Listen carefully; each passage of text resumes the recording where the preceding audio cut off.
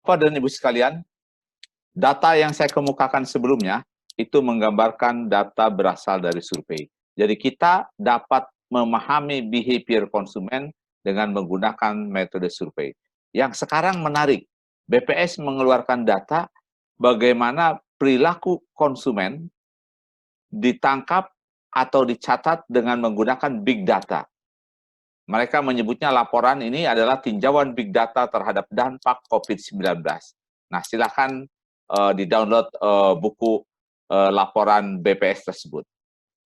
Nah, di sini dijelaskan ada beberapa variabel yang diambil, yaitu indeks mobilitas Google, indeks kualitas udara. Nanti Bapak dan Ibu baca apa yang dimaksud dengan indeks mobilitas Google dan indeks kualitas udara. Kemudian jumlah penerbangan, kemudian marketplace. Nah, 4 variabel utama yang diambil datanya dengan menggunakan big data. Terminologi, apa yang dimaksud dengan Google Mobility Index? Jadi indeks ini dalam persen, agregat dari data individu yang kunjungannya terekam setelah fitur location history melalui Google Maps. Terdapat 6 kategori tempat kunjungan yang dicatat, tempat kerja, kantor, maksudnya rumah tinggal, tempat belanja makanan, obat-obatan seperti pasar dan supermarket, taman meliputi taman kota, taman nasional, tempat camping, kemudian tempat transit, stasiun kereta, terminal, tempat perdagangan, retail, rekreasi, restoran, pusat perbelanjaan, museum, dan lain-lain. Nah, jadi Google Maps itu dapat memetakan perilaku kita ada di mana. Nah, kemudian indeks kualitas udara. Di sini ada kategorinya, ya, saya tidak akan menjelaskan panjang lebar, tapi intinya adalah menggambarkan kondisi keadaan polutan dari suatu wilayah. Marketplace, kita sudah tahu bersama adalah penjualan atau toko online, ya. Baik, kita lihat sekarang aktivitas di tempat bekerja. Yang merah menunjukkan kenaikan, kemudian warna hijau menunjukkan penurunan. Ini artinya apa? Ternyata mobilitas di tempat kerja menurun 16%, sementara bekerja di rumah atau aktivitas di rumah itu naik 9,5%. Nah, ini kita lihat dampak COVID di Jakarta. Kita perhatikan di sebelah kiri gambar, pada saat ada kebijakan bekerja di rumah, itu terjadi penurunan mobilitas bekerja di kantor. Pada saat PSBB, ini yang bekerja di tempat kerja atau di kantor, ini menurun drastis sampai 73%. Nah, sebaliknya di rumah, ketika ada kebijakan WFH home, itu 8% naik. Kemudian pada saat ada PSBB, itu meningkat 34%. Nah, kira-kira seperti itu data mengenai pergerakan di Jakarta. Baik, kita perhatikan sekarang bagaimana mobilitas di tempat perdagangan, kemudian di tempat belanja, di mobilitas di taman, dan mobilitas di tempat transit. Nah, kita perhatikan di tempat transit, pada saat ada work from home, itu turun drastis. Kemudian pada saat kebijakan PSBB, itu juga turun sampai dengan 80%. Nah, inilah data yang menarik bagaimana perilaku kita bisa ditangkap dengan mobilitas Google Maps. Ya, baik Bapak dan Ibu sekalian. Nah, sekarang mobilitas di tempat belanja. Nah, ini menarik, ya. Ternyata terjadi penurunan. Ya, hari Minggu mobilitas tempat belanja itu nurun 32%.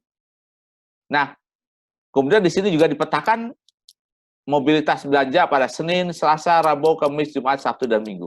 Nah, ternyata yang paling drastis itu hari Minggu. Rupanya konsumen memilih belanja di hari yang lain supaya terhindar dari risiko terpapar oleh COVID. Baik, Bapak dan Ibu sekalian, kita perhatikan kualitas udara selama bulan Januari-April, kawasan Bogor terjadi kenaikan kualitas udara. Sementara di Tangerang itu terjadi penurunan. Surabaya terjadi kenaikan kualitas udara, sementara di Tangerang terjadi penurunan. Nah, di Bekasi terjadi peningkatan, sementara di Bandung terjadi penurunan kualitas udara. Semarang terjadi kenaikan, kemudian kawasan Jakarta terjadi penurunan kualitas udara. Di Depok terjadi kenaikan kualitas udara, walaupun dengan persentase yang sangat kecil. Nah, kita cek bagaimana penerbangan. Ternyata kita lihat Maret sampai April turun drastis penerbangan, ya, penerbangan domestik dari Jakarta. Keberangkatan dari domestik dari Jakarta itu turun 69%, kemudian kedatangan domestik menuju Jakarta itu juga turun sekitar 67%. Nah, kita lihat penerbangan internasional terjadi penurunan yang drastis. 69%, kedatangan internasional menuju Jakarta turun, kemudian kedatangan internasional menuju Denpasar itu bahkan turun drastis 94%. Total barang yang terjual, nah ini menarik, total barang yang terjual di e-commerce menunjukkan tren meningkat. Lonjakan pedagang e-commerce di bulan Februari 2020 disebabkan adanya diskon besar-besaran di sebagian marketplace, yaitu diskon tanggal cantik 0202, 2020, dan Valentine pada tanggal 14 Februari 2020. Nah, ini yang warna-warni ini adalah kategori produk, ya, berbagai macam produk kesehatan, komunikasi, kosmetik, dan lain-lain sebagainya. Nah, sekarang kita perhatikan pertumbuhan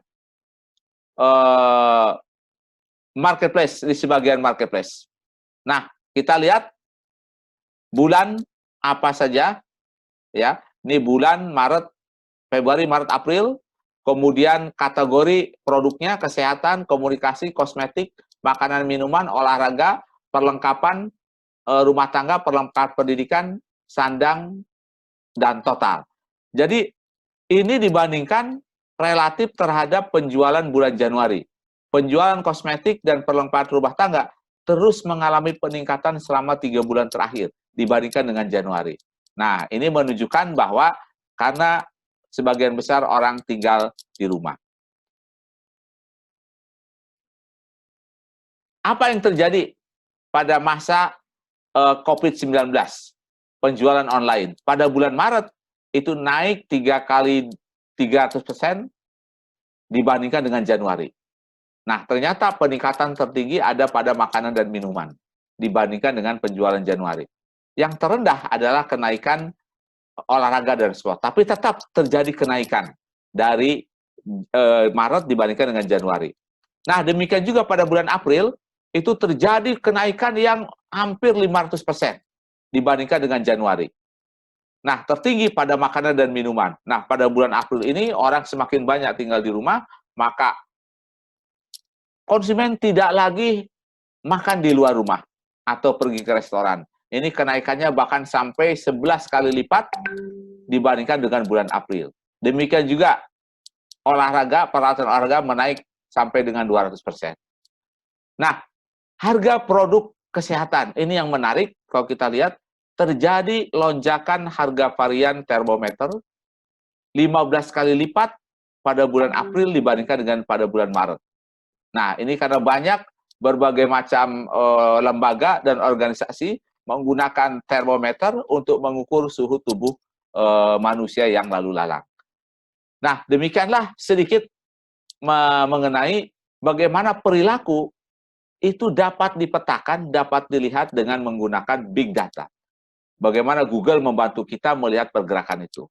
Baik, Bapak dan Ibu sekalian, maka kita akan bahas sekarang, apabila perilaku yang terjadi pada masa pandemik ini tetap berlangsung setelah masa pandemik berakhir, inilah mungkin yang kita sebut dengan istilah new normal. Perilaku yang baru yang muncul menggantikan perilaku yang lama. Bapak dan Ibu sekalian yang berbahagia, dari 2 data survei dan analisis big data, kita dapat menyimpulkan behavior apa yang sangat dominan muncul yang diperlihatkan oleh konsumen. Inilah daftarnya. Kita lihat, cuci tangan, jaga jarak, pakai masker, merasa khawatir, menghindari transportasi umum, bekerja di rumah, aktivitas mencari nafkah turun, kemudian beberapa sektor bisnis turun, mobilitas konsumen juga menurun di beberapa tempat, aktivitas industri menurun, tapi kualitas udara jadi naik, perjalanan konsumen via pesawat menurun, pembelian beberapa produk meningkat, peningkatan harga beberapa produk juga terjadi. Nah, kalau kita petakan, apa yang kita harapkan normal behavior yang muncul? Saya membuat list berdasarkan data, big data dengan survei, serta tambahan dari prediksi saya. Pertama, cuci tangan, bekerja di rumah, webinar, e-learning, online meeting, saving, rutin berolahraga, makanan bergizi. Inilah normal behavior yang kita harapkan akan terjadi. Tetapi juga ada new normal behavior yang kita harapkan terjadi terutama bagi orang-orang yang sakit. Jaga jarak, pakai masker, dan tidak naik transportasi umum. Saya tidak mengharapkan jaga jarak dan pakai masker akan menjadi new normal behavior. Yang berikutnya, slide terakhir adalah daftar not expected new normal behavior. Sebaiknya ini kembali ke normal behavior. Merasa khawatir, sebaiknya akan hilang. Tidak berlanjut menjadi new normal behavior. Menghindari transportasi umum. Aktivitas mencari nafkah. Beberapa sektor bisnis menurun. Mobilitas konsumen menurun. Aktivitas industri menurun. Perjalanan konsumen via pesawat menurun. Peningkatan harga beberapa produk itu terjadi. Nah, ini kita harapkan jangan sampai terjadi menjadi new normal behavior. Karena ekonomi akan terlambat dan konsumen tidak akan memiliki pendapatan yang cukup untuk meningkatkan kesejahteraannya. Nah, demikianlah konsep kami mengenai new normal behavior, not expected, new normal behavior for ill consumer, dan not expected new normal behavior. Assalamualaikum warahmatullahi wabarakatuh.